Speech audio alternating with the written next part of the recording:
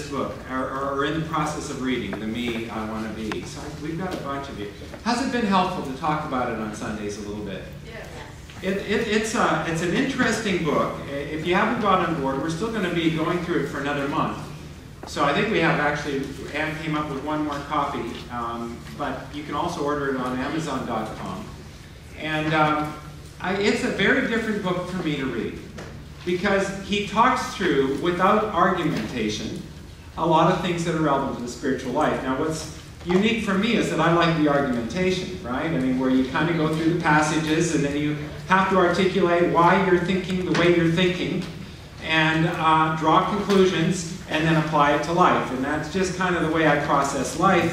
And he manages to talk about a lot of stuff without giving his biblical references or his arguments for why they're true. And so in the process of talking about it, he comes out with things that I go, I'm not too sure I'm in agreement with that. And then I have to go back to the Bible and I have to read it and start thinking through the implications of what he's saying. And I've actually, at the end of it, just found myself reprocessing some things that I believed, and I really do believe that he's right on in almost everything he says. And kind of parcels out what it means to be a Christian who is growing in our life and becoming more like Christ. And so I found it very helpful, but I can't resist the tendency to really argue from Scripture, so I get to do that on Sunday mornings, you see, and give you a little bit of what I think are his reasoning, and at least the foundation for his conclusions.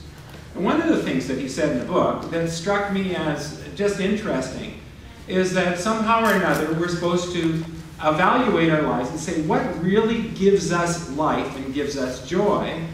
Because what really gives us life and gives us joy is something that the Spirit would want us to do. And so I struggled with that a little bit, because well, what if I just really enjoy being on the lake every Sunday morning more than being here?